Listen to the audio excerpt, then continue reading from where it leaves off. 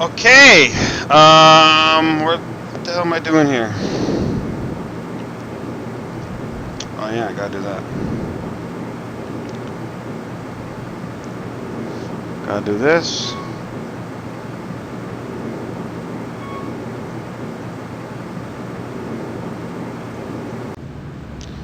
Freaking gotta talk to the door. Freaking weird talking to the door. Giselle? Don't walk in the room, or the camera will see you. I don't think they have any hearing receptors in I there. have no idea what she's saying here. Can someone help me, please? So, Charlie, how is it that you can remember now? Epsilon 5 told me. Don't be mad. If I kept everyone who made an escape from me after they had their memories wiped again, there would be way too many people to bust out of here.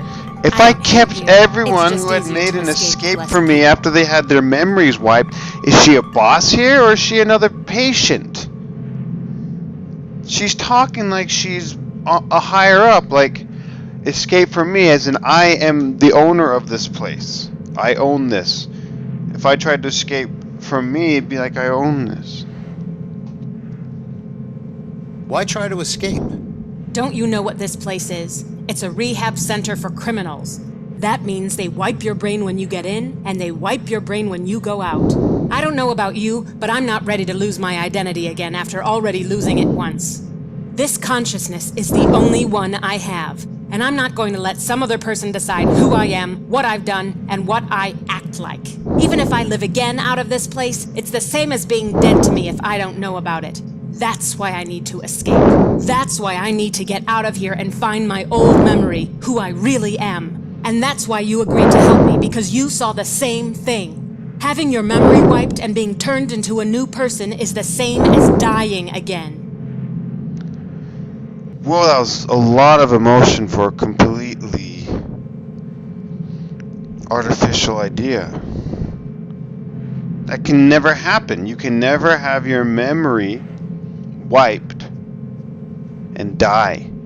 You can't have your memory wiped. There's no, you can't, we have not been able to wipe people's memories. The only way to wipe someone's memory is to physically alter their brain, give them a hemorrhage. You can't wipe someone's memory. That technology doesn't exist yet. This game's talking like it does. It doesn't exist. You can't wipe memories. But I had my memory wiped to help you. What? Can't wipe memories. We don't have that technology yet. Why is she so concerned? But I had my memory wiped to help you. But you're still the same person as before. You still have the same people to remind you. After you leave this place, we'll never see each other again. You won't be aware of your other consciousness. The way I see it is, even though we existed before and will exist in the future, it doesn't matter, because we only have this consciousness, who we are right now, and I want to keep it that way. God, why is she getting so preachy? It's like this game all of a sudden turned into like this hippie festival. It's like this, the dialogue in this game just went crazy. Left wing, hippie, everything. Consciousness, we only have one consciousness, freaking India, yoga, what other stereotype is there for consciousness-minded talk? I don't know, religious, but not even that. It's not religious. It's just, it's spiritual talk.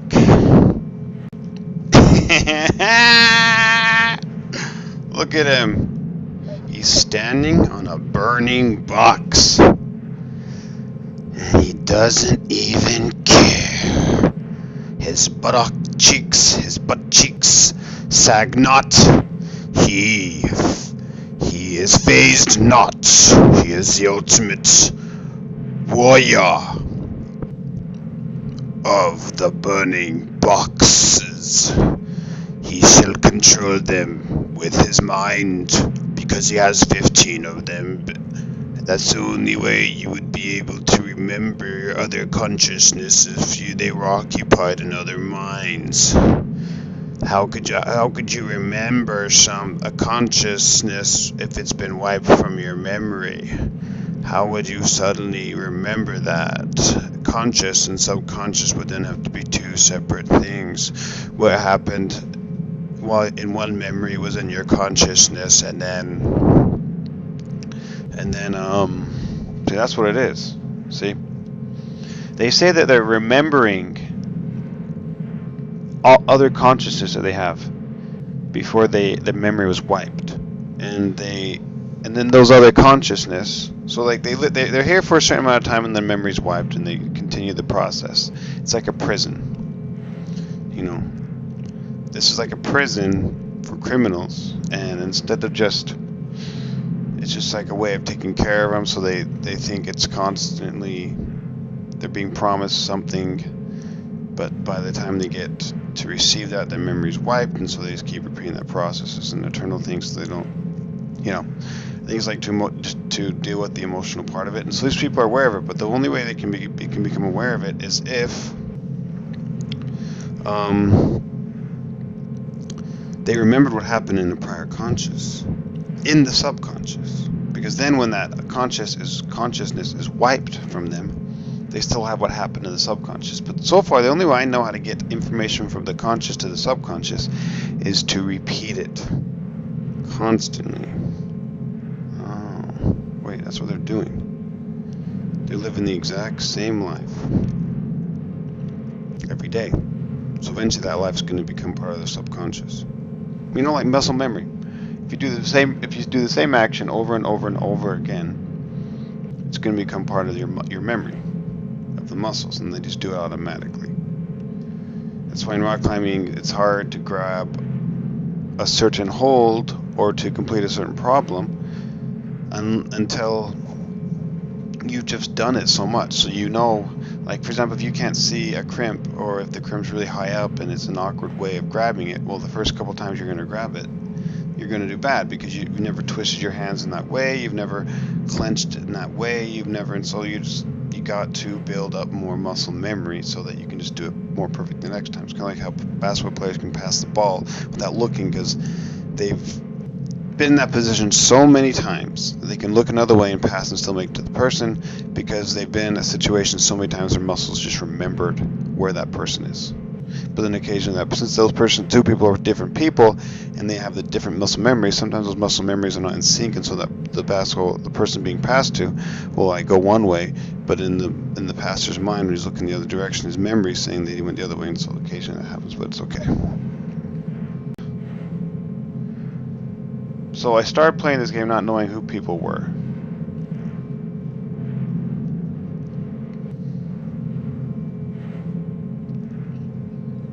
And then I'm slowly understanding why I know these people, because of the story. The story is this guy's memories getting wiped, so he's starting every single thing on a fresh, new.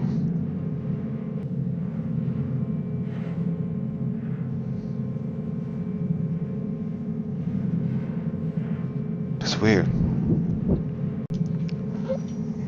Hey, something very interesting is about to happen, and it is something that I wish would happen, but what I wish would happen is actually not what's going to happen. A little background: this little lady right here, still confused about who she is. She seems to have control over this place. She seems to be paranoid, but then all of a sudden she's not. And I'll show why. She wants me to get a gun because that's the only skill I have, and it's the only skill that I can convince her of to let me join her cause. And so I need to go get a gun. So I need to leave. So I got all the stuff that I could in this place, I think. I go to leave this place. But let's say I didn't get all this stuff, right? Let's say I've just left just because. So I want to get back in. First of all, she can only let me in. I can't just open the door, because if I try to do that, there's a seal on it. I can't get open. Maybe someone's on the other side, even though you already know who she is there. So you talk to her. Giselle? Unless you have the gun with you, I'm not letting you back in. Look at there. Unless you have the gun with you, I'm not letting you back in. That's a very ultimate decision right there. And that's cool. That'd be really interesting. I would really enjoy that type of harshness where you just have to deal with it. I mean, even if, let's say, there's something I left in there. Imagine I had to figure out another way. It could be like that would be the level 1 way, and then I had to figure out level 2 way, which is even more difficult, but it's still possible. But because I wasn't so careful in there, I have to figure out another way, which is more difficult, and that's because I wasn't as observant while in that room. But no, I need to go in there to get the gun. Fine. see right there. Nope. That whole anticipation was for naught because she lets me right Hey back there, in. Charlie. Since Then you're check here, this I out. thought maybe you could help me with something. What's that? I was trying to finish my maintenance shift when I realized I needed to reset the air shafts from level 2 to here. You want me to fix it? Well, if you insist. If you want to try, you can use this machine down here. What about the camera? You really think somebody's watching us? If you're really that paranoid, fine. Stay up there. I don't Do you care. hear that? Don't walk in the room, or the camera will Okay, see you. if you don't recall, I'll just play this. I'll play the clip right after I finish with this. That's going to show her say the complete opposite. She said, hey, be careful. There's cameras. Don't let yourself be seen. Don't walk in the room, or the camera will Okay, see you. And right there, you really think someone's watching us? Complete contradiction in the storyline. And this character. The character development of this person is now becoming schizophrenic. There's 2 different versions of her. Which one is true? I don't know. Is this on purpose? I doubt it. But if it is, what the fuck? What you see here, ladies and gentlemen, is the very first puzzle in this entire game. I was almost convinced they didn't exist. And if there's going to be a puzzle in an adventure game, they usually introduce it within 10 minutes of playing the game, and I've been playing this game for 10 hours. Not to say that it's been 10 hours of straight gameplay. I waste a lot of time just talking and exploring. But within 10 hours of exploring and playing game, like exploring part-time and exploring and then playing the storyline part-time, you should run into a puzzle. I didn't hear. Until now. I wonder why.